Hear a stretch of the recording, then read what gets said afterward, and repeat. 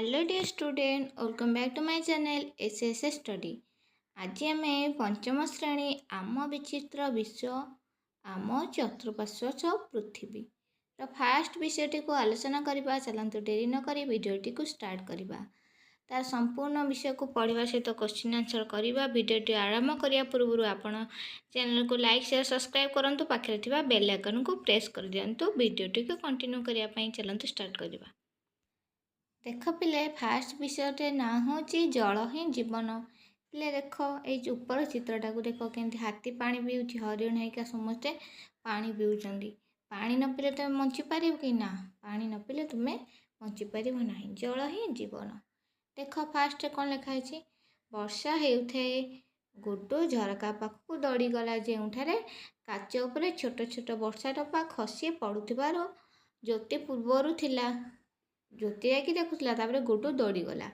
से जल कुआड़े आसला कुआड़े जाए बोली गुड्डू पचारा है। आस जल कुआड़े आसूची कुआड़े जाऊँगी, गुड्डू पचार प्रश्नर उत्तर जानिबा। किंतु प्रथमे आस पृथ्वी रे केते परिमाण रे जल बा पानी अच्छी आमे जानिबा। जल जोटा पानी सेटा जानी सारा पर कुआड़े जाऊँगी जल कुआड़े कौटी आसला जानिबा। जदि पृथ्वी रे पृष्ठरे अधिकांश अंचल जल परिपूर्ण, अति कम परिमाण रे मधुर जल को छाड़देले अन्य समस्त जल लुणिया। देख एटा यदि रुटी ताकू 4 भाग करूँ ताहले 3 भाग हूँ जल है, आ गोटे भाग हूँ स्थल। 3 भाग अधिकांश जल हूँ कौन ना लुणिया, जो समुद्र सागर महासागर पानी लुणिया। आउ जो अच्छी मधुर जल, से मधुर जल को आम समस्ते व्यवहार उपयोगी करूँ। देख पिले समस्त जीवजंतु मनुष्य पशु पक्षी जेतक सब रहिले जीव आ उद्भिद बंची रहा से मधुर जल उपर निर्भर करती है। देख यह कौथिरे व्यवहार होची ना, यह पानीय पीवाई कृषि कार्य दैनंदिन जेतक सब कार्य जमी दांत घसीवा ठू आरंभ कर लुगा सफा करवा जहाँ जहाँ कम कर दैनंदिन व्यवहार पाई आवश्यक अनेक उद्भिद प्राणी माने मधुर जल जमी बास करती। जल बिना जीवन तेणु संभव नुहे। अच्छा एबे जान तो एबे कल्पना कर जी पृथ्वी समस्त जल जी गोटे ग्लास रे ग्लास हुए, मात्र मधुर जल मात्र चामचे अच्छे। देख एरा सब लुणिया पानी, एरा सब मीठा पानी बा मधुर जल। ये मीठा पानी ऊपर समस्त कोटि कोटि जीव निर्भर करिकी रहउछथि जीव आउ। अच्छा देखिए ये आलोचना कर कौन लिखा। तुम्हें कौन भावुच जे समुद्र रे थिबा जल को आमे किपरि पी पारिबा। देख पिले कौन देछि, तुम्हें कौन भावुच जे समुद्र रे थिबा पानी को आमे पी पारिबा। ये लिखिबो ना है। समुद्र जल को क्यों क्यों काम रे व्यवहार करि पारिबा ना, समुद्र थिबा पानी को आमे पर्यटन पाई व्यवहार करि पारिबा ना, समुद्र पानी रो लुण मारी पारिबा, समुद्र पानी रो माछ धरी जीविका निर्वाह करि पारिबा, समुद्रर जुआर भट्टा शक्ति को व्यवहार करी विद्युत शक्ति उत्पादन करि पारिबा है। तापर देख कौन देछि, जानिच गुजरात रे लुणिया अंचल गुड़िक एक विस्तृत समतल भूमि जोठारे समुद्र को सुखाई लुण संग्रह करा जाउछि। समुद्र पानी को सुखाई कि तुम जो लुण खाऊच से संग्रह करा जाउछि। या भारतर सबुठार बृहत्तम लुण उत्पादनकारी अंचल मध्य गोटे होछि गुजरात रे अछि। आम राज्य ओडिशा रे मध्य अछि। आम राज्य ओडिशार ब्रह्मपुत्र जिले में गुम्माठारे मध्य गोटे लुण संग्रह कंपानी अच्छी जोटी लुण संग्रह करुच्ची आउ ताको परिष्कार करिके बिकुची। देखिए कहल आमे केउठार मधुर जल पाई परिबा। निम्न दे जाइथिबा चित्र गुड़िकर विभिन्न मधुर जलर उत्स गुड़िक चिन्हट करी सेगुड़िक नाम लिखिबा। देखिला पिले कहल एटा पोखरी, पोखरी आमे पाइबा मधुर जल नहीं कि लिखिबो पोखरी। एटा कौन ना एटा समुद्र, समुद्र पाइबानी। एटा हिमबाह बा मेरु अंचल, मेरु अंचल एमती बरफ गुड़िके तल हिमबाह, हिमबाहरु आमे पाई परिबा मधुर जल। बाह बा मेरु अंचल रे हिमबाह अछि, एटा लिखि परिबो मेरु अंचल हैला। तापर देख पहाड़रू कौन जल पाई परिबा कि ना, एटा भूतल जल। एटा कौन ना भूतल जल, भूतल जलरू आमे भूतल भूतल जलरू आम मधुर जल पाइपर। तापर देख कूअरू पाइपर मेघरू भी पाइपर। एटा कूप कूपरू पाइपर मेघरू पाइपर आउ नदी पाइपर मधुर जल। ये ना लिख है देख लिखाई कौन जम्मू काश्मीर रे उल्लार ह्रद एशियार सर्वबृहत्तम मधुर जलाशय। यह नदीर प्रवाह को नियंत्रण करने बन्या प्रतिरोधक करिबारे साहाय्य करे। एटा देख घोषिब। तापर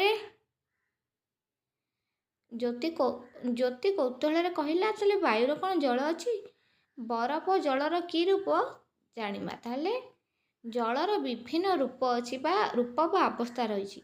आम पूर्व जाने जलर 3टी अवस्था रही कठिन तरल गैसीय व बाष्प। जलर तरल अवस्था होची पानी जलर कठिन अवस्था होची बरफ गैसीय अवस्था होची बांफ बा बाष्प। ताले आम कौन गोटे साधारणतः उदाहरण माध्यम बुझा। कार्य 2 गोटे steel glass neo. Steel glass से केते खंड बरफ पकाई दियो। ग्लास बाहर पाखरे सृष्टि होता छोट छोट देख या छोट छोट जल बिंदु देखिए जमी ठंडा ग्लास से ढाली देले केंति बिंदु बिंदु सृष्टि हुए ना नहीं देखि ठंडा पीला बेलू यही जल बिंदु गुड़िक केउठारु आसिला पे देखिए कहल केउठारु आसिला देखिए कहल ये जल बिंदु गुड़िक कौटू आसिला ना वायु आखपाख वायु ठंडा हेलाठू यदि वायु को आम यदि ठंडा करवा ताहले हो पानी है किछि समय ग्लास रे रहिया पर बरफ खंडे गुड़िक कि परिवर्तन है ना तरलिबा लगिला। ये लिख तरलिबा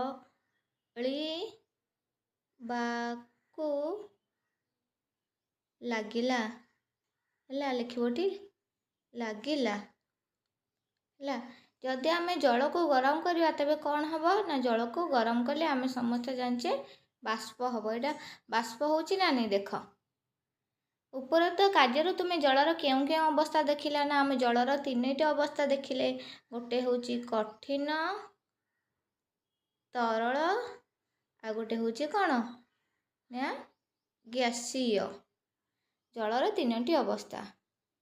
ताल देख परिवर्तन गुड़िक लक्ष्य कर बरफ तरलिबा तुम देखिच ना लिखी हाँ कौन लिख ना हाँ जल फुटिबा देखिच ना हाँ 3 दिन धरी सूर्य किरण थी जल को तुम देखिच ना हाँ है। ताल देख ये परीक्षार आम जाना पाइले जल बरफ और बाष्प परिवर्तन हेले पुणी तरल अवस्था को आसे। फिल्म कर कौन कर ना बरफ को जो बरफ को गरम कले जल जल को गरम कले बाष्प बाष्प को ठंडा कले जल जल को ठंडा कले बरफ एमती आम पाइला। प्रकृत में एपरी परिवर्तन किपरि गोटे जानापी जलचक्र जाना जलचक्र जो एपरी परिवर्तन घटुची। देख गोटे स्वच्छ थालीटे नब देख पिले गोटे स्वच्छ थालीटे नियो थलीटे नुए चित्र देखा पर गोटे कौन मार्कर रे सूर्य देख के सूर्य मेघ चित्र करी तीर चिन्ह दियो। देख यार 1/3 रंगीन कर देख रंग कर रंग पाई नील काली को व्यवहार कर जल बाहरी नथिबा थली मुह को भल भाव तुम्हें बंद कर दियो। या सूर्य किरण देख सूर्य किरण रखिले देखिब ए पानी गुरा धीरे धीरे कमीबा लगे कौन देखे ना जल गरम हुए सूर्य किरण जो खाली आम तो ठंडा पानी रखी केमी जलटा गरम हुए देखिए मुझे आश्चर्य होगली कारण कमी ना सूर्य किरण जो जल भितर थली भितर जल बुंदा सृष्टि हुए ताले कौन देखी तुम चकित हब ना जल बिंदु किपरि सृष्टि है यार कारण हूँ कौन ना जल गरम हेबारु है। नेक्स्ट लेख ना उपरोक्त कार्य तुम्हें देखु ना सूर्यंकर ताप जोगु जल को जलीय बाष्प परिणत कर दिए। सूर्यंकर ताप रही गरम शक्ति जोटा कि जल को गरम करे साहाय्य करे जलीय बाष्प ठंडा हो गले ठंडा हेबार थली भितर छोट छोट जल बिंदु आकार सृष्टि होची आ जल बिंदु रे परिणत होची माने बाष्पटा ठंडा हेलाठू जल होगी बिंदु बिंदु होगी लगिकी रोचे जरी पुणी तलू एटा खसी पड़ुची। सेहीपरि प्रकृति में विभिन्न उत्स जेपरी समुद्र हो नदी हो जेत सब जल उत्स देखुच इत्यादि ଜଳ ସୂର୍ଯ୍ୟଙ୍କ ତାପ ଯୋଗୁଁ ଜଳୀୟ ବାଷ୍ପ ହେଇକି ଉପରକୁ ଯାଏ। ଜଳୀୟ ବାଷ୍ପ ମେଘ ସୃଷ୍ଟି କରି ତାହା ଭୂପୃଷ୍ଠକୁ ବରଫ କିମ୍ବା ତୁଷାର ନହେଲେ କୁଆପଥର ଭାବରେ ଭୂପୃଷ୍ଠକୁ ଆଉ ଥରେ ଖସି ପଡ଼ିକି ପୁଣି ଜଳଟା ନଦୀ ହ୍ରଦ ସମୁଦ୍ରରେ ମିଶିବ। ପୁଣି ସମୁଦ୍ର ଜଳଚକ୍ର କେମିତି ହେଲା ବୁଝିପାରିଲେ ତ ପିଲେ? ଦେଖ ଏଇଟା এই ଚିତ୍ରରୁ ବୁଝିବା। ଦେଖ ସୂର୍ଯ୍ୟଙ୍କ କିରଣରେ ବାଷ୍ପ ହେଇକି ଉପରକୁ ଗଲା, ଉପରକୁ ମେଘ ଆକାରରେ ଗଲା। ମେଘଟା ବାଦଲ ବହୁତ ଗୁଡ଼ିଏ ହେଲେ ପରସ୍ପର ବାଡ଼େଇ ହେଇକି ବା ଓଜନିଆ ହେଇଗଲେ ବାଡ଼େଇ ହେଇକି ବର୍ଷା ହେଲେ ପାହାଡ଼ ଉପରେ। ବର୍ଷା ହେଲା ବେଳକୁ ଏଇ ପାଣି ଗୁଡ଼ା ଗଡ଼ି ଗଡ଼ି ଗଡ଼ି ଗଡ଼ି ଆସିବ ନଦୀ ଆଉ ସମୁଦ୍ର ବାଟେ ଯିବ ଯେଉଁ ନଦୀ ସମୁଦ୍ରକୁ ଯିବ। ନଦୀ ସମୁଦ୍ରକୁ ପୁଣି ଗରମ ହେଇକି ପୁଣିକି ଯିବ। ଏମିତି କରି ଚକ୍ର ଆକାରରେ ଘୁରୁଛି। ତେଣୁ ଏହାକୁ ଜଳଚକ୍ର ବୋଲି କୁହାଯାଉଛି। ଦେଖିଲ ପିଲେ? ଭୂତଳ ଜଳ ମାନେ କ'ଣ? ମାଟି ଭିତରେ ଥିବା ଜଳକୁ ଭୂତଳ ଜଳ ବୋଲି କୁହାଯାଏ। ଆମେ ଜାଣିବା ଯେତେବେଳେ ବର୍ଷା ଜଳ ତଳକୁ ଆସେ ସେତେବେଳେ କ'ଣ ହୁଏ? ତାହେଲେ ବର୍ଷା ଉପରୁ ତଳକୁ ପକାଏ, ତାହେଲେ କ'ଣ ହୁଏ ନା ଦେଖ, ସେଥିପାଇଁ ଗୋଟିଏ ଭଲ ପାଣି ଗ୍ଲାସ୍ ନେବ, ସେଥିରେ ଅଧ ଗ୍ଲାସ୍ ପର୍ଯ୍ୟନ୍ତ ମାଟି ପୂରେଇ ଦେବ। ତାପରେ ଚାମଚରେ ଧୀରେ ଧୀରେ ଜଳରେ ଢାଳ। କ'ଣ ଦେଖୁଛେ ନା ଢାଳିଲେ ସବୁ ପାଣି ଶୋଷି ନେଇଯିବ। ତୁମେ ଜାଣିବା ପାଇଁ ତୁମେ ଗୋଟେ ବାଲ୍ଟିଏ ପାଣି ନେବ, ତୁମ ମାଟିରେ ଢାଳି ଦେବ। ଦେଖିବ ବାଲ୍ଟିକ ପାଣି ପୁରା ଶୋଷି ନେଇଯିବ। ବର୍ଷା ଜଳ ସେମିତି କିଛି ଜଳ ମାଟି ଭିତରେ ଭେଦିଯାଏ। ଏହି ଜଳ ମାଟି ଆଉ ପଥର ସ୍ତର ଦେଇ ପୁରା ଭିତରକୁ ଚାଲିଯାଏ। ଗଭୀର ଭୂତଳରେ ଯେଉଁ ଜଳ ଜମା ହୁଏ ତାହାକୁ ଭୂତଳ ଜଳ ବୋଲି କୁହାଯାଏ। ଯେମିତି କୂଅ ଖୋଳିଲେ, ବହୁତ ଗଭୀର ଖୋଳିଲେ ପାଣି ବାହାରୁଛି ନା ନାହିଁ, ସେ ପାଣି ଗୁଡ଼ା କେଉଁଠୁ ଆସୁଛି? ଏଇଟା ହେଉଛି ଭୂତଳ ଜଳ। ଯେମିତି ବୋରୱେଲ୍ ଖୋଳୁଛେ ଆମେ ବ୍ୟବହାର ପାଇଁ, କୂଅ, ନଳକୂପ, ବୋରୱେଲ୍ ଏଇସବୁ ଭୂତଳ ଜଳ ଆମେ ବ୍ୟବହାର କରୁଛେ। କୂଅ, ନଳକୂପ, ବୋରୱେଲ୍ ହେଉଛି ଭୂତଳ ଜଳ। ଦେଖ ସାଇଡ଼ରେ ଯେଉଁଟା ଲେଖା ହେଇଛି ସେରା ବି ଘୋଷିବ। ଦେଖ 182 ମିଟର ଉଚ୍ଚତା ବିଶିଷ୍ଟ ପୃଥିବୀର ସର୍ବୋଚ୍ଚ ପ୍ରତିମୂର୍ତ୍ତି ବା ଷ୍ଟାଚ୍ୟୁ ଅଫ୍ ୟୁନିଟି ବା ସର୍ଦ୍ଦାର ବଲ୍ଲଭଭାଇ ପଟେଲଙ୍କ ମୂର୍ତ୍ତି ଗୋଟେ ଭାରତରେ ଅଛି। ହେଲା, କାର୍ଯ୍ୟ ଦେଖ। କାର୍ଯ୍ୟ 5ରେ କ'ଣ ଦେଇଛି ନା ଭୂତଳ ଜଳ ପୁନଃଭରଣ ପାଇଁ କେଉଁ ଚିତ୍ରଟି ସାହାଯ୍ୟ କରିପାରିବ? ଦେଖ, କଂକ୍ରିଟ ରାସ୍ତା ନା ସବୁଜ ଘାସ ନା ସିମେଣ୍ଟ ରାସ୍ତା? ଆମେ ଜାଣିଛେ ସବୁଠୁ ସାହାଯ୍ୟକାରୀ ହେଉଛି ଜଙ୍ଗଲ ବା ଘାସ ଗଛ। ହେଲା, ସହରରେ ସିମେଣ୍ଟ କରାଯାଇଥିବା ସ୍ଥାନ ଗୁଡ଼ିକରେ ବର୍ଷା ଜଳ ସହଜରେ ମାଟି ଭିତରକୁ ଯାଇପାରେନି, ଫଳରେ ଭୂତଳ ଜଳ ପୁନଃ ଭରଣରେ ବାଧା ସୃଷ୍ଟି ହୁଏ। ଦେଖ, ଆମ ଭୂତଳ ଜଳକୁ ବ୍ୟବହାର କରିଦେଉଛେ କୂଅ, ନଳକୂପ, ବୋରିଂ ମାଧ୍ୟମରେ।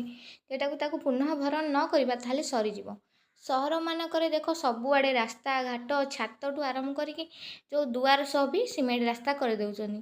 ଫଳରେ ଦେଖ, ତୁମ ଚଟାଣରେ ଆଣିକି ତୁମ ସିମେଣ୍ଟ ଘରେ କି ମାର୍ବଲ ଘରେ ବାଲ୍ଟି ଆଣିକି ପାଣି ଢାଳିଦେବ, କ'ଣ ଭେଦିବ କି? ନା, ସେଟା ଚାରିଆଡ଼େ ଖାଲି ବୋହି ଚାଲିବ। କିନ୍ତୁ ଦେଖ, ଯାହାର ମାଟି ଘରେ ଥିବ ସେ ମାଟି ଘରେ ଆଣିକି ପାଣି ବାଲ୍ଟିଏ ଢାଳି ଦେଉ, ସାଙ୍ଗେ ସାଙ୍ଗେ ଶୋଷି ନେଇଯିବ। ତେଣୁ ଯେତେକ ସବୁ ମାଟି ଜାଗା, ଘାସପୂର୍ଣ୍ଣ ଜାଗା ହେଲା, ଏଇରା ସବୁ ଭୂତଳ ଜଳ ସ୍ତର ବୃଦ୍ଧି କରିବାରେ ସାହାଯ୍ୟ କରନ୍ତି। ତୁମେ ଜାଣିଛ କି ଖୋଲା ସ୍ଥାନମାନଙ୍କରେ ଜଳ ସହଜରେ ମାଟି ଭିତରକୁ ଯାଇପାରେ? ସେ କ'ଣ ଷ୍ଟୋପିକ୍ ପୋଖରୀ, ମନୁଷ୍ୟକୃତ ହ୍ରଦ, ଅଧିକ ବୃକ୍ଷରୋପଣ ବା ବର୍ଷା ଜଳକୁ ଭୂମି ତଳେ ପୁନଃଭରଣ ହେବାରେ ସାହାଯ୍ୟ କରେ। ତେଣୁ ଆମେ କ'ଣ କରିବା ନା ପୋଖରୀ ଯଦି କରିବା କି ହ୍ରଦ ନିର୍ମାଣ କରିବା, ଅଧିକ ଗଛ ଲଗାଇବା, ତାହେଲେ ଅଧିକରୁ ଅଧିକ ଭୂପୃଷ୍ଠ ଜଳ ବା ଭୂତଳ ଜଳ ମାଟି ଭିତରକୁ ଯାଇପାରିବ। ଭୂପୃଷ୍ଠସ୍ଥ ଜଳ, ଭୂତଳ ଜଳ ପରି ନଦୀ, ପୋଖରୀ, ହ୍ରଦ ଇତ୍ୟାଦି ମାନଙ୍କରେ ପ୍ରାକୃତିକ ଜଳଭଣ୍ଡାର ବା ମଧୁର ଜଳ ଅଛି। ତୁମେ କେବେ ଭାବିଛ କି ନଦୀ କିପରି ପ୍ରବାହିତ ହୁଏ, କିପରି ବୋହି ବୋହି ଯାଏ? ଜାଣିଛ? ଯଦି ଜାଣିନ, ଗୋଟେ ପରୀକ୍ଷା ମାଧ୍ୟମରେ ବୁଝିବା। ଗୋଟିଏ ନଦୀ ସାଧାରଣତଃ ପର୍ବତ ଉପରୁ ବାହାରି ସମତଳ ଭୂମିରେ ପ୍ରବାହିତ ହୁଏ। ଆଉ ଗୋଟିଏ କାର୍ଯ୍ୟ ମାଧ୍ୟମରେ ବୁଝିବା। ନଦୀ ସବୁବେଳେ ପର୍ବତରୁ ବାହାରେ, ମାନେ ନଦୀ କିପରି ପ୍ରବାହିତ ହୁଏ ଜାଣିବା ପାଇଁ ଗୋଟେ କରିବା ପରୀକ୍ଷାଟା। ଗୋଟେ ପୁରୁଣା ଖବରକାଗଜ ନେବା, ସୋରିଷ ମଞ୍ଜି ନେବା। ସୋରିଷ ମଞ୍ଜି ନଥିଲେ ଅନ୍ୟ କିଛି ଛୋଟ ମଞ୍ଜି ଯେପରି ମାଣ୍ଡିଆ ବି ନେଇପାରିବା। ତାହେଲେ ଫାଷ୍ଟ କ'ଣ କରିବା ନା ଖବରକାଗଜକୁ କୁଚାମୁଚା କରିକି ଏମିତି ଗୋଟେ ପାହାଡ଼ ଭଳିଆ କରିଦେବା। ହେଲା, ତାପରେ କ'ଣ କରିବା ନା କାଗଜକୁ ହାତରେ ସାମାନ୍ୟ ଚାପି, ଦେଖ ଯେମିତି କେମିତି ଗଡ଼ାଣିଆ କରାଯାଇଛି, ଗଡ଼ାଣିଆ କରିଦେବା। ତାପରେ ଏଇ ଯେଉଁ ଗଡ଼ାଣିଆ ଉପରୁ ସୋରିଷ ମଞ୍ଜି ପକାଇବା। ପକେଇଲେ ଦେଖିବା ସୋରିଷ ମଞ୍ଜି ଗଡ଼ି ଗଡ଼ି ଗଡ଼ି ଗଡ଼ି ତଳକୁ ଆସିବ ସମତଳ ଅଞ୍ଚଳକୁ, କିନ୍ତୁ ଦେଖିବା ଗୋଟେ ଗୋଟେ ଜାଗାରେ କିଛି ସୋରିଷ ମଞ୍ଜି ରହିଯାଉଛି। ହେଲା, ତାହେଲେ ଆମେ ଏଠୁ ଦେଖିଲେ ସୋରିଷ ମଞ୍ଜି ଗୁଡ଼ିକ ଗତି ପଥ କିପରି ଥିଲା ନା ସୋରିଷ ମଞ୍ଜି ଗୁଡ଼ିକ ଗତିପଥ ବିଚ୍ଛୁରିତ ଥିଲା ବା ସିଧା ସିଧା ଯାଉନଥିଲା, ଅଙ୍କାମଙ୍କା ଯାଉଥିଲା। ସେଗୁଡ଼ିକ ସିଧା ସିଧା ଗଡ଼ୁଥିଲା ନା ବିଭିନ୍ନ ଦିଗରେ ବିଚ୍ଛୁରିତ ହେଉଥିଲା? ନା ବିଭିନ୍ନ ଦିଗରେ ସେଗୁଡ଼ିକ ବିଚ୍ଛୁରିତ ହେଉଥିଲା। ତାପରେ ଦେଖ ପିଲେ, ଦେଖ 3 ନମ୍ବର ଦେଖ, କିଛି କିଛି ସ୍ଥାନ ଗୁଡ଼ିକରେ ସେଗୁଡ଼ିକ ଏକାଠି ହେଉଛନ୍ତି। ନଦୀ, ହ୍ରଦ ଇତ୍ୟାଦି ଜଳ ଏକାଠି ହେବା ପରେ ସେଗୁଡ଼ିକ ଏକାଠି ହେଉଛନ୍ତି କି? ନା ହଁ, ଏଠି ଲେଖିବ ହଁ, କିଛି କିଛି ସ୍ଥାନରେ ସେଗୁଡ଼ିକ ଏକାଠି ହେଉଛନ୍ତି। 3 ନମ୍ବରଟା କେବଳ ହଁ ଲେଖିବ। ଜଳ ତାର ଗତି ପଥରେ ଭୂମି ରୂପ ଅନୁସାରେ ପ୍ରବାହିତ ହୁଏ। କେଉଁଠି ଅଟକି ଯାଏ ତ ନଦୀ, ଆଉ କେଉଁଠାରେ ବଙ୍କାଇ ଯାଏ। ଜଳ ପ୍ରବାହ ଭୂମି ରୂପକୁ ବହୁତ ମାତ୍ରାରେ ପରିବର୍ତ୍ତନ କରିପାରେ। ଦେଖ, ମହାରାଷ୍ଟ୍ରର ହିୱାରେ ବଜାର ପର୍ଯ୍ୟନ୍ତ ଜଳ ଉପଲବ୍ଧ ଗ୍ରାମ ଏକ ପ୍ରକୃଷ୍ଟ ଉଦାହରଣ ଅଟେ। ଏହାର ଜଳ ପରିଚାଳନା ଏବଂ ବର୍ଷା ଜଳ ଅମଳ ପାଇଁ ସ୍ଥାନୀୟ ଅଧିବାସୀମାନେ ଯଥେଷ୍ଟ ଅବଦାନ ରହିଛି। ତାହେଲେ କାର୍ଯ୍ୟ 6ଟାକୁ ଆଧାରରେ ଆମେ କେତେକ ନଦୀ କିପରି ଆରବ ସାଗର ଆଡ଼କୁ, କେତେକ ନଦୀ କିପରି ବଙ୍ଗୋପସାଗର ଆଡ଼କୁ ପ୍ରବାହିତ ହେଉଛନ୍ତି ତାହା ଆମେ ଆଲୋଚନା କରିବା। ଦେଖ, ଜାଣିଛି କି ଏଇଟା ଇମ୍ପୋର୍ଟାଣ୍ଟଟା ମନେ ରଖିବ। ରାଜସ୍ଥାନର ଆରବଳୀ ପର୍ବତମାଳାରୁ ଉତ୍ପନ୍ନ ହେଉଥିବା ଲୁଣି ନଦୀ ଏକମାତ୍ର ନଦୀ ଯେ ଭାରତର ପ୍ରମୁଖ ନଦୀ, ଯାହା ସମୁଦ୍ରରେ ନ ମିଶି ବରଂ ଗୁଜରାଟର କଚ୍ଛର ରତ୍ନଚାରେ ଥିବା ସନ୍ତସନ୍ତିଆ ଭୂମିରେ ମିଶେ। ମନେ ରଖ, ଅଧିକାଂଶ ପ୍ରାୟତଃ ସବୁ ନଦୀ ଯାଇକି ସମୁଦ୍ରରେ ମିଶେ, କିନ୍ତୁ ସେ ଏମିତିଆ ଗୋଟେ ନଦୀ ଯେଉଁଟାକି ସନ୍ତସନ୍ତିଆ ଭୂମିରେ ମିଶିଯାଏ ବରଂ ନଦୀରେ ମିଶେ ନାହିଁ। ଦେଖ ଚିତ୍ର, ଦେଖ ଏଇ ଚିତ୍ରଟାକୁ ଆମେ ଭଲ ଭାବରେ ବୁଝିବା। ଭାରତର ନଦୀ ଦେଖ ପିଲେ କ'ଣ ହେଉଛି ନା, ଦେଖ ଯେଉଁ ବରଫାବୃତ ଅଞ୍ଚଳ, ଏଇଟା ଦେଖ ମେରୁ ଅଞ୍ଚଳ, ଯେଉଁ କ'ଣ ବରଫ ଜମା ହେଇକି ଅଛି। ଦେଖ, ହିମ ବା ତରଳିକି ଜଳପ୍ରପାତ ମାଧ୍ୟମରେ ବୋହି ବୋହି ବୋହି ବୋହି ପାହାଡ଼ ଆଡ଼ୁ ନଦୀ ହେଇକି ଆସିଲା ବେଳୁ ଦେଖ କେମିତି ବିଭିନ୍ନ ଗତିପଥ ଦେଇକି ଗତି ଆସୁଛି। ବେଳେବେଳେ ନଦୀ ଗୁଡ଼ିକ ଏଇ ଆଡ଼କୁ ପଶି ଯାଉଛି, ହ୍ରଦ ଆକାରରେ ଜମା ହେଇଯାଉଛି, ଠୁଳ ହେଇଯାଉଛି, ଏମିତି ଦେଖିଥିଲେ। ଆଉ ଗୋଟେ ଗୋଟେ ଯାଉଛି ସିଧା ସିଧା ଯାଇକି ସମୁଦ୍ରରେ ମିଶୁଛି। ଦେଖ, ସିଧା ସିଧା ଯାଇକି ସେ ସମୁଦ୍ରରେ ମିଶୁଛି। ନଦୀ ପ୍ରବାହକୁ ଲକ୍ଷ୍ୟ କର। ମାନଚିତ୍ରରେ ନଦୀ ଗୁଡ଼ିକ ବିଭିନ୍ନ ଦିଗରେ ପ୍ରବାହିତ ହେଉଥିବାର ତୁମେ ଦେଖିପାରିବ। ତ ଏଠି ମାନଚିତ୍ରଟା ଦେଇନି, ତୁମ ସ୍କୁଲର ସାର୍ମାନଙ୍କୁ ମାଗିକି ସେଠି ବଡ଼ ଆକାରରେ ମାନଚିତ୍ର ଥିବ ସ୍କୁଲରେ, ସେଠି ତୁମେ ଦେଖିବ। ହେଲା, ନହେଲେ ମୋବାଇଲରେ ସର୍ଚ୍ଚ କରିକି ଦେଖିବ, ଗୁଗୁଲରୁ ସର୍ଚ୍ଚ କରିକି ମାନଚିତ୍ର ବା ନଦୀ ପ୍ରବାହଟା ଦେଖିବ। କେତେକ ନଦୀ ବଙ୍ଗୋପସାଗର ଆଡ଼କୁ, କେତେକ ନଦୀ ଆରବ ସାଗର ଆଡ଼କୁ ଯାଉଛନ୍ତି। ଆସ ଦେଖିବା। ଦେଖ ପିଲେ, ନଦୀର ନାମ କେଉଁଟା ବଙ୍ଗୋପସାଗର ଆଡ଼କୁ ଯାଉଛି, କେଉଁଟା ଆରବ ସାଗର ଆଡ଼କୁ ଯାଉଛି, ଆମେ ଠିକ୍ ମାରିବା। ଦେଖ, ଗୋଦାବରୀ ଯାଉଛି ବଙ୍ଗୋପସାଗର ଆଡ଼କୁ, ନର୍ମଦା ଯାଉଛି ଆରବ ସାଗର ଆଡ଼କୁ, ଗଙ୍ଗା ନଦୀ ବଙ୍ଗୋପସାଗର ଆଡ଼କୁ, ମହାନଦୀ ବି ବଙ୍ଗୋପସାଗର ଆଡ଼କୁ ଯାଉଛି। ହେଲା, ଏମିତି ତୁମେ ଠିକ୍ ଲେଖିବ। ହେଲା, ତାପରେ ଜଳରେ ଜୀବନ କେମିତି ଅଛି ଜାଣିବା। ଦେଖ, ଗୁଡୁ ଦେଖିଲା ଯେ ବିଦ୍ୟାଳୟ ପଡ଼ିଆ ପାଖରେ ଥିବା ପୋଖରୀ ବର୍ଷା ଜଳରେ ପୂର୍ଣ୍ଣ ହେଇଯାଇଛି। ସେ ଜ୍ୟୋତିକୁ ଡାକି କହିଲା, ଆସ ଦେଖିବା, ସେଠାରେ କେତେ ଛୋଟ ଛୋଟ ମାଛ ପହଁରୁଥିବେ। ପଦ୍ମ ପତ୍ର ଉପରେ ଛୋଟ ଛୋଟ ବେଙ୍ଗ ବସିଥିବାର ସେମାନେ ଦେଖିଲେ। ଜଳରେ ରହୁଥିବା ବିଭିନ୍ନ ପ୍ରକାର ଉଦ୍ଭିଦ ଓ ପ୍ରାଣୀମାନଙ୍କୁ ଦେଖିବାକୁ କେଡ଼େ ଚମତ୍କାର। ସେମାନେ ସ୍ଥଳ ଭାଗରେ ରହୁଥିବା ପ୍ରାଣୀମାନଙ୍କ ଠାରୁ କିପରି ଅଲଗା? ସେ ଛୁଆଟା ପଚାରୁଛି। ତାହେଲେ ଦେଖିଲେ, ସ୍ଥଳ ଭାଗରେ ଯେମିତି ପ୍ରାଣୀ ରହୁଛନ୍ତି, ଜଳ ଭାଗରେ ବି ସେମିତି ବହୁତ ଗୁଡ଼ିଏ ପ୍ରାଣୀ ଓ ଉଦ୍ଭିଦ ରହୁଛନ୍ତି। ସ୍ଥଳ ଭାଗରେ ଥିବା ପ୍ରାଣୀ ଓ ଉଦ୍ଭିଦ ହେଲା, ଜଳଭାଗରେ ଥିବା ପ୍ରାଣୀମାନଙ୍କ ବିଶିଷ୍ଟ ବିଷୟରେ ସାଙ୍ଗମାନଙ୍କ ସହିତ ଆଲୋଚନା କରିବା ଓ এই ସାରଣୀଟାକୁ ପୂରଣ କରିବା। ଦେଖ, କିଏ କିଏ ରହିଛନ୍ତି ନା ମାଛ, ଦେଖ ସାପ, ବେଙ୍ଗ, ଆଉ ଦେଖ ବଗ, ମାଛରଙ୍କା, ଦେଖ କଙ୍କି ଗୁଡ଼ିକ ଉଡ଼ୁଛନ୍ତି। ଦେଖିଲ? ତାହେଲେ ପିଲେ ଦେଖ, ସ୍ଥଳଚର ପ୍ରାଣୀ ଆଉ ଜଳଚର ପ୍ରାଣୀ। ଏଠି ଗୋଟେ ଦେଇଛି ଜଳରେ ଶ୍ୱାସକ୍ରିୟା ସେମାନେ କରିପାରିବେ ନାହିଁ ସ୍ଥଳଚର ପ୍ରାଣୀମାନେ। ଆମେ ଯାଇକି ପାଣି ଭିତରେ ନିଶ୍ୱାସ ନେଇପାରିବା କି ନା। ଆଉ ଜଳରେ ପହଁରିବା ପାଇଁ ଜଳଚର ପ୍ରାଣୀମାନଙ୍କର ପକ୍ଷ ଅଛି, ଯେମିତି ମାଛମାନଙ୍କର ଏକର ସେକର ଦୁଇଟା ପକ୍ଷ ଅଛି ନା ନାହିଁ, ସେମିତି ଆଉ। ତାର ପିଲେ ଦେଖ ନା ଚାଲିବା ସ୍ଥଳଚର ପ୍ରାଣୀ ଲେଖିବ ଚାଲିବା ବା ଦୌଡ଼ିବା ପାଇଁ ଗୋଡ଼ ତାଙ୍କର ଅଛି ହେଲା। ସ୍ଥଳଚର ପ୍ରାଣୀଟା ଫାଷ୍ଟ ଲେଖିଦିଅ, ତାପରେ ଜଳଚର ପ୍ରାଣୀଟା ଲେଖିବ। ଫୁସ୍ଫୁସ୍ ସାହାଯ୍ୟରେ ଶ୍ୱାସକ୍ରିୟା ସେମାନେ କରନ୍ତି। ତାପରେ ଲେଖିବ ଶରୀରରେ ଲୋମ ବା ଚୁଟି ତାଙ୍କର ଥାଏ ସ୍ଥଳଚର ପ୍ରାଣୀମାନଙ୍କର।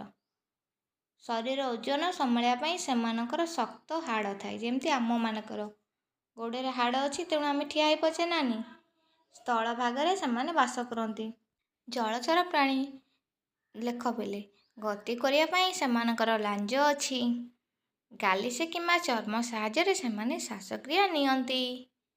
ତାପରେ ସେମାନଙ୍କ ଶରୀରରେ କାତି କିମ୍ବା ଚିକ୍କଣ ଚର୍ମ ଥାଏ, ଯେମିତି ମାଛ ଆଉ କଇଁଛ ହେଲା। ସହଜରେ ଭାସିବା ବା ପହଁରିବା ପାଇଁ ସେମାନଙ୍କର ଶରୀର ବହୁତ ହାଲକା ହେଇଥାଏ। ଦେଖ ପିଲେ ଏ ଚିତ୍ରଟାକୁ ହେଲା, କିଏ କେଉଁ ପ୍ରାଣୀମାନେ ଦେଖିଲ। ତାପରେ ଦେଖ ସୂଚନା ଫର୍ଦ୍ଦ କଙ୍କି। କଙ୍କି ବିଷୟରେ କ'ଣ ଦେଇଛି ନା କଙ୍କି କ୍ଷିପ୍ର ବେଗରେ ଉଡ଼ନ୍ତି, ଜଳାଶୟ ନିକଟରେ ଅଣ୍ଡା ଦିଅନ୍ତି ଓ ମଶାମାନଙ୍କୁ ଖାଆନ୍ତି। ଜଳବିଛା। ଜଳବିଛା କ'ଣ ନା କଙ୍କଡ଼ା ଭଳି ଚିମୁଟା ସଦୃଶ ଗୋଡ଼ ସେମାନଙ୍କର ଥାଏ। ସେମାନେ ଗୋଟେ ପ୍ରକାର କୀଟ। ଜଳ ଭିତରେ ସେମାନେ ରୁହନ୍ତି। ନାଞ୍ଜ ନଳୀ ଦ୍ୱାରା ସେମାନେ ତାଙ୍କର ଶ୍ୱାସକ୍ରିୟା କରନ୍ତି। ତାପରେ ଆସିଲା ବଗ। ବଗ ବିଷୟରେ ତମେ ଜାଣିଥିବ ନା ବଗର ଲମ୍ବା ଲମ୍ବା କ'ଣ ଅଛି, ଗୋଡ଼ ଅଛି। ବଗର ଲମ୍ବା ଗୋଡ଼ ଥିବା ପକ୍ଷୀ ହେଉଛି ବଗ। ମାଛ ଧରିବା ପାଇଁ ସେମାନେ ବହୁତ ସମୟ ଧରି ସ୍ଥିର ଭାବରେ ଠିଆ ହୋଇପାରନ୍ତି। ମଧୁର ଜଳରେ ହେଉଥିବା କଇଁଛ। ନରମ ଖୋଳା ଥିବା କଇଁଛ ଯାହା ପୋଖରୀ କିମ୍ବା ନଦୀରେ ପ୍ରାୟ ରୁହନ୍ତି। ଦେଖ ତାଙ୍କ ଖୋଳପଟା ତାଙ୍କ ଦେହ ସହିତ ଲାଗିକି ଥାଏ। ଜଳସାପ। ଜଳସାପ ପ୍ରାୟତଃ ବିଷହୀନ, ମାନେ ଯାହାର ବିଷ ନଥାଏ। ସେମାନେ ଛୋଟ ଛୋଟ ମାଛ ବେଙ୍ଗକୁ ଖାଇକି ବଞ୍ଚନ୍ତି। ଦେଖ ବେଣା ଗଛ ବା ବେଣୁ ଗଛ ତମ ଯୋଉରାକୁ କୁହାଯାଏ, ପ୍ରାୟତଃ ପୋଖରୀ ହୁଡ଼ା କରରେ ଉଠେ। ଏହା ଗୋଟେ ଲମ୍ବା ଘାସ ଯାହାକୁ ନେଇକି ସାଜସଜ୍ଜା କାମରେ ବ୍ୟବହାର ବି କରାଯାଏ। ପଦ୍ମ ଓ କଇଁ ଫୁଲ। ଭାସମାନ ମୂଳ, ତାଙ୍କ ମୂଳଟା ଭାସୁଥାଏ। ଫୁଲ ଗୁଡ଼ିକ ପାଣି ଉପରେ ଭାସେ, ମୂଳ ଗୁଡ଼ିକ ପଙ୍କରେ ପୋତି ହୋଇକି ଥାଏ। ତାପରେ ବିଲାତି ଦଳ। ଏଗୁଡ଼ିକ ଦ୍ରୁତ ଭାବରେ ବୃଦ୍ଧି ପାଇ ଉଦ୍ଭିଦ ଏବଂ ଯାହା ଜଳରେ ଭାସେ ବୃଦ୍ଧି ପାଏ। ବହୁତ ଶୀଘ୍ର ପୋଖରୀ ଟାଙ୍ଗ ଫୁଲ ହେଇଯାନ୍ତି ଏ ବିଲାତି ଦଳ। ଲେଖ ପିଲେ ପଶୁପକ୍ଷୀଙ୍କ ନାମ। ପାଟି ବା ଥଣ୍ଟ, ଗୋଡ଼, ପାଦ, ପକ୍ଷ ଦ୍ୱାରା ଚଳନ ଚିତ୍ର। ଏଠି ଦେଖ ମାଛ ଚିତ୍ର ଯେମିତି ସେମାନେ ଚାଲନ୍ତି ପକ୍ଷ ଦ୍ୱାରା। ଉପରକୁ ମୁହଁ କରିଥିବା ଗୋଟାଳିଆ ତାଙ୍କର ପାଟି ଥାଏ। ସେମିତି ବଗ। ବଗର ଥାଏ କ'ଣ ସରୁ ଗୋଡ଼ ଆଉ ଲମ୍ବାଳିଆ ମୁନିଆ ଥଣ୍ଟ। ସେମିତି ଏଇଠି ଆଉ 3ଟା ପଶୁପକ୍ଷୀଙ୍କ ନାଁ ଲେଖିବ। ଦେଖ ପିଲେ ଏଇଠି ତମେ କ'ଣ ଲେଖିବ ନା ବେଙ୍ଗ। ବେଙ୍ଗର କ'ଣ ଅଛି ନା ଚଉଡ଼ା ପାଟି। ଏଇଠି ବେଙ୍ଗ ଚିତ୍ର କରିବ। ଚଉଡ଼ା ପାଟି, ପରଦା ଯୁକ୍ତ ଗୋଡ଼ ଯାହାକି ଡେଇଁବାରେ ତାକୁ ସାହାଯ୍ୟ କରେ। ବେଙ୍ଗ ପରେ କ'ଣ ଆସିବ ନା ବେଙ୍ଗ ପରେ ଯେଉଁ ବତକ କ'ଣ ନା ଯେଉଁ ଚେପ୍ଟା ଥଣ୍ଟ ଆଉ ପରଦା ଯୁକ୍ତ ଗୋଡ଼ ଯାହାକି ତାକୁ ପହଁରିବାରେ ସାହାଯ୍ୟ କରେ। ତାପରେ ଆସିଲା ପାଣିକୁଆ। ପାଣିକୁଆର ହେଉଛି କ'ଣ ନା ଅଙ୍କୁଶ ପରି ଥଣ୍ଟ, ସରୁ ଅଙ୍କୁଶ ପରି ଥଣ୍ଟ। ଆଉ ସେ କେମିତି କରେ ନା ପରଦା ଯୁକ୍ତ ତାର ପାଦ ଥାଏ ଯାହାକି ତାକୁ ପାଣିରେ ପହଁରିବାରେ ସାହାଯ୍ୟ କରେ। ଏଇଠି ତୁମେ ତାର ଚିତ୍ର ଗୋଟେ କରିବ ହେଲା। ଦେଖ ପିଲେ ପରିଦର୍ଶନ ସମୟରେ ତୁମେ ଦେଖୁଥିବା ଉଦ୍ଭିଦ ଗୁଡ଼ିକ ଚିତ୍ର ଆଙ୍କି ସେମାନଙ୍କର ନାମ ଓ ସ୍ଥାନର ନାମ ଲେଖିବା। ବିଭିନ୍ନ ପ୍ରକାର ଉଦ୍ଭିଦ ନାମ ଓ ସ୍ଥାନୀୟ ନାମ। ଯେ ଜଳ ଉପରେ ଭାସେ କଇଁ, ସ୍ଥାନୀୟ ନାମ ହେଉଛି ତାକୁ ଆମେ କ'ଣ କହୁ ନା କଇଁ। ଜଳେ ତଳେ କ'ଣ ଥାଏ କିରେ ପିଲେ? ଦେଖ ପିଲେ କଇଁର ସ୍ଥାନୀୟ ନାମ ହେଉଛି କଇଁ। ସେ ବି କ'ଣ ହେବ ପିଲେ ଲେଖିଲ। ଦେଖ ଏଇଟା ମୁଁ ଲେଖିଦେଇଛି। ଜଳ ତଳେ ଥାଏ ହାଇଡ୍ରିଲା ବା ତାକୁ ଆମେ ଚିଙ୍ଗୁଡ଼ିଆ ଦଳ କହୁ ଆମ ଭାଷାରେ। ମୂଳ ଜଳ ତଳେ ଥାଏ କିନ୍ତୁ ଜଳଜ ଗଛ ଉପରେ ଥାଏ ପଦ୍ମ, ତାକୁ ବି ଆମେ କହୁ ସ୍ଥାନୀୟ ଭାବରେ ପଦ୍ମ ହେଲା। ତାପରେ ଦେଖ କାଗଜ ଉପରେ କ୍ରେୟନ ରଙ୍ଗ ଘଷି ଦିଅ, ଏହାର ଉପରେ ଗୋଟେ ବିନ୍ଦୁଏ ରଖ। ଦେଖ ଏଇଟା ହେଉଛି ଜଳବିନ୍ଦୁ। ପତ୍ର ଉପରେ ଏମିତି ଜଳବିନ୍ଦୁ ସବୁ ଲାଗି ରହିଥାଏ ନା ନାହିଁ। ଦେଖ ପଦ୍ମ ହଉ କି କଇଁ ହଉ କି ସାରୁ ହଉ, ତା ଉପରେ ଯେତେ ପାଣି ପକେଇଲେ ବି ପଡ଼େନି। କ'ଣ ପାଇଁ? ନା ପଦ୍ମ କଇଁ ପତ୍ରରେ ମହମ ପରି ତେଲିଆ ବା ଚିକଣ ଆବରଣ ସେମାନଙ୍କ ପତ୍ର ମଧ୍ୟକୁ ଅଧିକ ଜଳ ପ୍ରବେଶ କରିବାକୁ ଦିଏନି। ଫଳରେ ଏଇ ଗଛକୁ କ୍ଷତିରୁ ରକ୍ଷା କରି ଗଛକୁ ସୁସ୍ଥ ରଖିବାରେ ସାହାଯ୍ୟ କରେ ସେଇ ମହମ ପରି ଚିକଣ ଆବରଣ। ଗୋଟେ ଆମ୍ବ ପତ୍ରଟେ ପକାଇଦେବ ନେଇକି ପୋଖରୀରେ, ସେଇଟା ପଚିଯିବ, କିନ୍ତୁ କଇଁ ପତ୍ରଟା ସେମିତି ଭାସିବ। କ'ଣ ପାଇଁ? ନା କଇଁ ପତ୍ରରେ ଗୋଟେ ଚିକଣିଆ ପଦାର୍ଥ ଅଛି ଯେଉଁଥିରେ ପାଣି ଲାଗିବନି, ଫଳରେ ସେଇ ପତ୍ରଟା ଶୀଘ୍ର ପାଣିରେ ନଷ୍ଟ ହେବ ନାହିଁ। ହେଲା। ପିଲେ ଦେଖ ଜଳଜ ଉଦ୍ଭିଦର ପ୍ରକାର। ଏହି କାର୍ଯ୍ୟ ଦ୍ୱାରା ଆମେ ମଧୁର ଜଳ ପରିସରସ୍ଥରେ ବାସ କରୁଥିବା ଅନ୍ୟ ପ୍ରକାର ଉଦ୍ଭିଦ ପ୍ରାଣୀମାନଙ୍କୁ ଚିତ୍ରରେ ଦେଖିଲେ ଏହି ଜୀବମାନେ ବିଶେଷ ବୈଶିଷ୍ଟ୍ୟ ରହିଛି।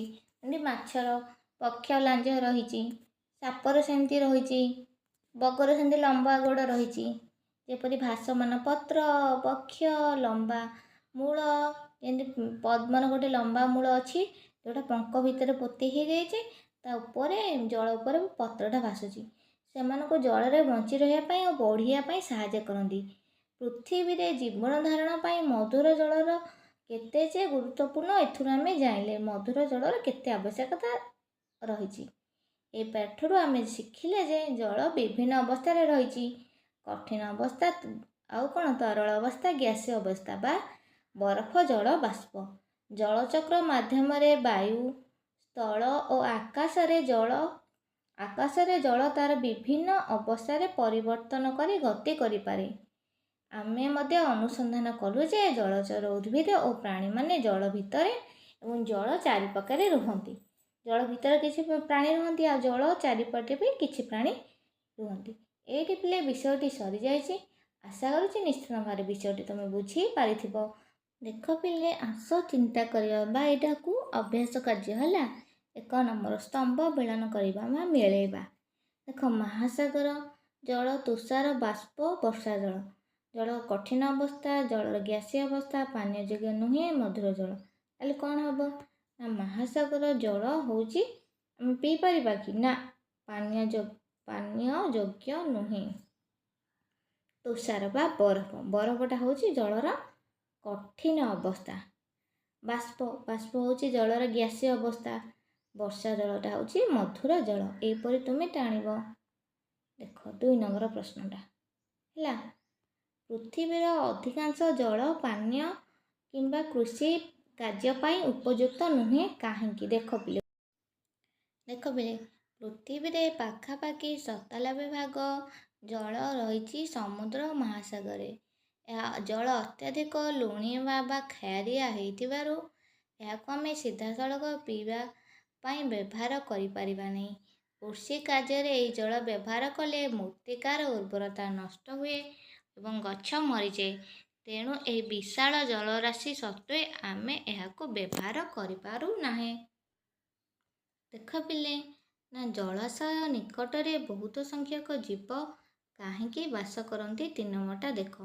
ପାଣି ନିକଟରେ କ'ଣ ପାଇଁ ବହୁତ ସଂଖ୍ୟକ? ଦେଖ ପିଲେ, ନା ଜଳ ବିନା ଜୀବନ ଅସମ୍ଭବ। ପ୍ରତ୍ୟେକ ପ୍ରାଣୀ ଓ ଉଦ୍ଭିଦ ନିଜ ଶାରୀରିକ କ୍ରିୟା ସମ୍ପାଦନ ପାଇଁ ଜଳ ଉପରେ ନିର୍ଭର କରନ୍ତି। ଜଳାଶୟ ନିକଟରେ ଜଳ ସହଜରେ ଉପଲବ୍ଧ ହେଇଥାଏ, ଯାହା ପ୍ରାଣୀମାନଙ୍କୁ ଶୋଷ ମେଣ୍ଟାଇବା ସହ ଥଣ୍ଡା ରହିବା ପାଇଁ ସାହାଯ୍ୟ କରେ। ଏହାଛଡ଼ା ଜଳାଶୟ ପାଖରେ ମାଟିଟି ଓଦା ରହିଥିବାରୁ ସେଠାରେ ପ୍ରଚୁର ଘାସ ଏବଂ ଗଛଲତା ବଢ଼ିଥାଏ, ଯାହା ଅନେକ ଜୀବଙ୍କ ପାଇଁ ଖାଦ୍ୟ ବାସସ୍ଥାନ ଯୋଗାଇଥାଏ। ତେଣୁ ଜଳାଶୟ ନିକଟରେ ଅନେକ ପ୍ରକାର ଜୀବ ବାସ କରନ୍ତି। 4 ନମ୍ବର ପେଜ ଦେଖିଲ, ଯଦି ତୁମ ଅଞ୍ଚଳରେ 2 ବର୍ଷ ପର୍ଯ୍ୟନ୍ତ ବର୍ଷା ନ ହେବ ତାହେଲେ କ'ଣ ହେବ ଦେଖି କହିଲ? ଦେଖ ପିଲେ, 2 ବର୍ଷ ପର୍ଯ୍ୟନ୍ତ ବର୍ଷା ନହେଲେ ଭୟଙ୍କର ମରୁଡ଼ି ପରିସ୍ଥିତି ଉପୁଜିବ। ଫଳରେ ନଦୀ, ପୋଖରୀ ଓ କୂଅ ସବୁ ଶୁଖିଯିବ। ଭୂତଳ ଜଳସ୍ତର ହ୍ରାସ ପାଇବା ଫଳରେ ନଳକୂଅରୁ ପାଣି ମଧ୍ୟ ମିଳିବ ନାହିଁ। ଚାଷବାସ ହୋଇପାରିବ ନାହିଁ, ଯାହାଦ୍ୱାରା ଖାଦ୍ୟ ଓ ପାନୀୟ ଜଳର ଘୋର ଅଭାବ ଦେଖାଯିବ। ଯାହାଦ୍ୱାରା ଅନେକ ଗଛଲତା ଓ ପଶୁପକ୍ଷୀ ମୃତ୍ୟୁବରଣ କରିବେ। 5 ନମ୍ବର ପିଲେ, ସହର ବା ଜଙ୍ଗଲ ମଧ୍ୟରୁ କେଉଁ ସ୍ଥାନରେ ବର୍ଷା ଜଳ ଭୂତଳ ଜଳସ୍ତର ବୃଦ୍ଧି କରିବାରେ ସାହାଯ୍ୟ କରେ ଓ କାହିଁକି? ଆମେ ତ ଜାଣିଛେ ଜଙ୍ଗଲ, କିନ୍ତୁ କାହିଁକି କରେ ପିଲେ ଦେଖି କମେଣ୍ଟ କଲ। ଦେଖ ପିଲେ, ଜଙ୍ଗଲରେ ବର୍ଷା ଜଳ ଭୂତଳ ଜଳସ୍ତର ବୃଦ୍ଧିରେ ଅଧିକ ସାହାଯ୍ୟ କରେ। ଜଙ୍ଗଲର ଖୋଲା ମାଟି ଗଛର ଚେର ବର୍ଷା ଜଳକୁ ଶୋଷି ନେଇ ଭୂତଳକୁ ଯିବାରେ ସାହାଯ୍ୟ କରିଥାଏ। ଅନ୍ୟପକ୍ଷରେ ସହରରେ ପକ୍କା ରାସ୍ତା ଓ କଂକ୍ରିଟ ଛାତ ଯୋଗୁଁ ଜଳ ମାଟି ଭିତରକୁ ଯାଇପାରେ ନାହିଁ। ଜଙ୍ଗଲର ଗଛଗୁଡ଼ିକ ବର୍ଷା ବିନ୍ଦୁର ବେଗକୁ କମାଇ ଦେଇଥିବାରୁ ମାଟି ପାଣିରେ ଶୋଷିବା ପାଇଁ ଅଧିକ ସମୟ ପାଏ। ଏହି କାରଣରୁ ଜଙ୍ଗଲ ଅଞ୍ଚଳରେ ଭୂତଳ ଜଳସ୍ତର ବୃଦ୍ଧି ପାଇଥାଏ। 6 ନମ୍ବର ପିଲେ, ତୁମ ଘର କିମ୍ବା ବିଦ୍ୟାଳୟରେ ନୂଆ ଉପରେ ଜଳ ସଂରକ୍ଷଣ ପାଇଁ ଏକ ନକ୍ସା ପ୍ରସ୍ତୁତ କରିପାରିବ କି? ଏଥିରେ କ'ଣ କ'ଣ ରହିବ ତୁମେ ଏଇଟା ଚିତ୍ରଟେ କରିବ। ଦେଖ ପିଲେ, 7 ନମ୍ବର, ଆସ କାଗଜ ଭାଙ୍ଗି ମାଛ ତିଆରି କରିବା। ଦେଖ, ଏଇଟା ମାଛ ତିଆରି କରିବା। ତୁମେ ଯଦି ଟିକେ ଜାଣିବାକୁ ଚାହୁଁଛ ତାହେଲେ ମୁଁ ଏଠି ସର୍ଟ ଭିଡ଼ିଓରେ ଅପଲୋଡ଼ କରିବି, ତୁମେ ଦୟାକରି ନିଶ୍ଚିନ୍ତ ଭାବରେ ଦେଖନ୍ତୁ।